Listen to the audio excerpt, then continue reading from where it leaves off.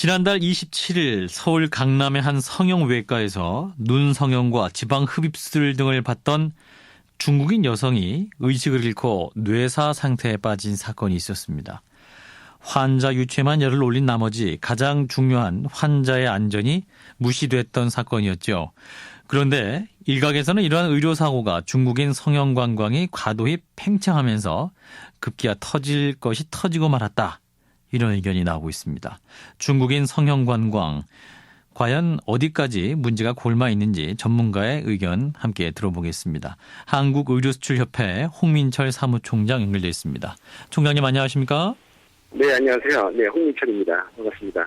예, 요즘 성형수술을 하기 위해서 중국 관광객들이 우리나라에 많이 찾아오시는 것 같은데 규모가 어느 정도인가요? 네, 보건산업진흥원하고 관광공사 통계에 따르면 1년에 약 한 2만 5천 명 정도가 한국으로 이제 의료 관광을 오는데 중국 환자요. 예. 그중에 약 70% 정도가 성형 환자인 걸로 알고 있습니다. 아, 그렇군요. 의료 관광 오시는 분 중에 약 70% 정도가 성형을 위해서 오시는 것이다. 결국 주된 목적은 성형 수술일 텐데 이런 관광객을 모집하는 소위 브로커가 중국 내에 있다 이런 말이 있습니다. 어떤 식으로 관광객들을 모집하는 겁니까? 중국도 여러 가지 비정상적인 네트워크 조직들이 많습니다. 예. 소위 말해서 다단계 같은 그런 조직도 중국에 많이 있고요. 예. 특히 성형의 경우는 전국에 체인화되어 있는 미용실 네트워킹이 사실은 가장 큰 모집책이라고 보면 되는데요. 미용실이요? 예. 보통 이 사람들은 영업 방식이 다단계 방식으로 되어 있어서 예. 보통 지방 도시에서 미용실 고객을 대상으로 영업을 할 때 약간 코성형 같은 경우는 한 1,000만 원 정도를 받는다고 하면 예. 실질적으로 한국에는 뭐 한 20-30% 정도, 그러니까 200-300만 원 정도만 주고 나머지는 다단계 수익 대풀이 원칙에 의해서 나눠지게 되죠. 예. 이제 미용실을 네네. 중심으로 성형 어떤 관광객들이 많이 몰린다. 자, 근데 이제 그러면 이제 미용실 네트워크가 가장 중요한 역할을 한다는 지적을 해주셨는데, 그럼 미용실 안에서 어떤 식으로 성형 관광 오실 분들을 모집하는 겁니까? 제가 지난주에 상해 갔을 때, 예. 상해 중심가에 유명한 성형외과 간판을 보고 깜짝 놀랐는데요. 예. 거기 우리가 이름만 들어도 알 수 있는 한국의 한류 스타가 성형외과 정문에 사람 2배 크기로 포스터가 걸려 있는 걸 봤어요. 예. 미용실에서 한국 성형 환자를 모집할 때 이제 한국 한류 스타들 사진을 보여준다든지, 예. 그래서 내가 소개하는 병원이 이런 스타를 수술하는 병원이다, 이런 식으로 말도 안 되는 그런 일들이 사실은 벌어지는 게 사실입니다. 아하, 그렇군요. 그러니까 이제 이 스타들이 수술했던 병원으로 갈 수 있다 이렇게 호객행위를 한다는 말씀이군요. 네네. 그래요. 그리고 이제 그러면 성형 관광, 의료 관광 하기 위해서 어느 정도 돈이 필요한가요? 아까 잠깐 말씀하셨습니다만은 수술 부위에 따라 좀 다를 수 있을 것 같은데요. 이제 환자들이 오면서 한 가지만 하는 게 보통 2-3가지 삽니다. 그러니까 기본적으로 외국 환자들, 특히 중국 성형 환자들이 한국에 와서 한 2천만 원 이상은 다 지불하지 않나 그런 생각이 듭니다. 아하, 2천만 원 이상이요.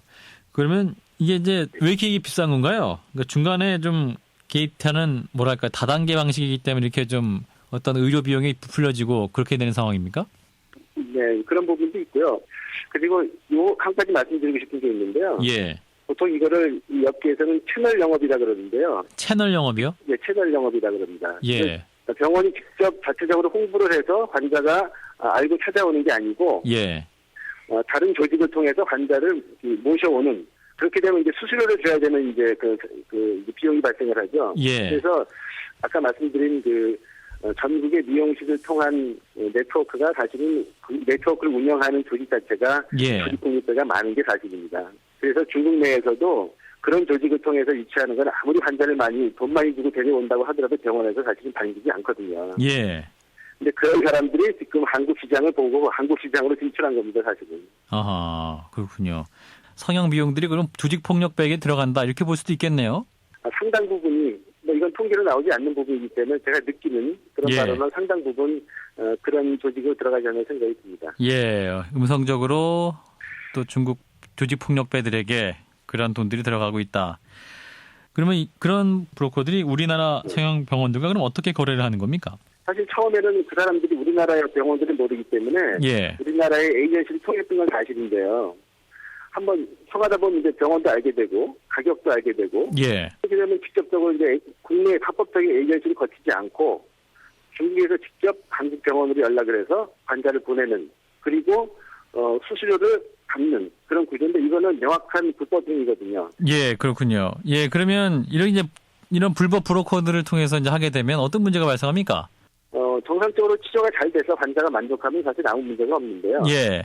부작용이 발생하거나, 예. 내지는 어제 같은 사망 사고가 발생하거나, 내지는 이제 성형이라는 게 또 주관적인 요소가 많이 강하기 때문에 예. 환자가 크레임을 제기했을 때 아무도 그걸 해결할 수가 없습니다. 브로커들은 법적으로도 자기네가 잠적하거나 연락을 끊어버리면 되는 거고, 우리 병원의 병원 입장에서는 저희가 받은 금액만큼 비싸지도 않게 적정한 가격을 받았고, 거기에는 큰 우리가 사고가 없다는 그런 서로 간의 그 의견이 대립되게 되면, 그게 이제 하나의 국제적인 이슈와, 문제가 될 수 있는 거죠. 이 사람들이 가만히 있지 않을 거고, 본국에 가서 또 기자회견하고 하면서 또, 얼마 전에 한 달 전에 보도가 됐더니 사실은 그런 케이스였거든요. 예, 그래서 예. 뭔가 업계 차원이든 장부 차원이든 그런 것들 중재할 수 있는 이런 기관이 필요한 게 사실입니다. 예, 그렇군요. 이렇게 이제 불법적인 브로커들 난입을 하다 보니까 부작용도 있고 말씀하신 대로 중국 언론을 통해서 나쁜 사례들이 이제 좀 퍼지고 있는데요. 그러면 중국 여론이 어떻습니까? 지금 이제 우리나라에 대해서 불법적인 성향이 판친다 이런 나쁜 여론도 있을 것 같은데 어떠신가요? 좀 심각한 지경에 이른 것 같은데요. 예. 지금 제가 중국의 성형협회라든지 몇 군데 공적인 조직과 접촉을 하고 있고 앞으로도 할 계획인데 이쪽에서 얘기가 중국 사람들이 가장 중요하게 생각하는 게 신뢰입니다. 신뢰. 예. 그 사람들은 그런 신뢰에서 만약에 신뢰가 깨지게 되면 거래가 끊기는 거고 예. 당연히 한국 병원을 못 믿겠다라고 싶으면 중국 사람들이 한국으로 오는 성형 증가세가 당연히 둔화될 것이고요. 예. 아마 다른 나라로 눈이 돌리지 않을까 이런 생각이 듭니다. 네, 신뢰를 잃었다. 네네. 자, 그러면 이제 말씀하신 대로 성형 관광, 의료 관광에 대한 또 의료 당국의 철저한 관리 감독이 이루어져야 될 것 같은데요. 가장 시급하게 마련될 규제 방안은 어떤 게 있을까요? 일단은 불법 브로커라든지 불법적인 수수료 지불 행위라든지 이런 것들이 지금 법적 테두리에 벗어나 있거든요. 예. 이런 것들을 제도권 안에 들여 보내주는 게 가장 특선인 것 같고요.